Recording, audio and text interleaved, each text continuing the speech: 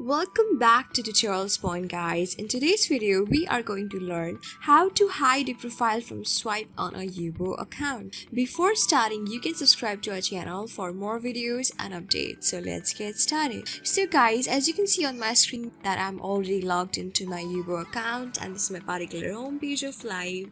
And simply, if you do not want to show your profile to any of the strangers for swipe on a Yubo account and having problem with it, I'm here to help you. Just stick right with us. Alright, first of all, what you have to do is tap on this profile icon on the top right corner of the screen.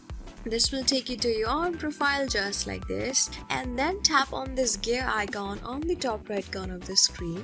After this, you do have various options of settings. All you have to do is tap on this manage swipe just above help and below push notifications. Just tap on manage swipe.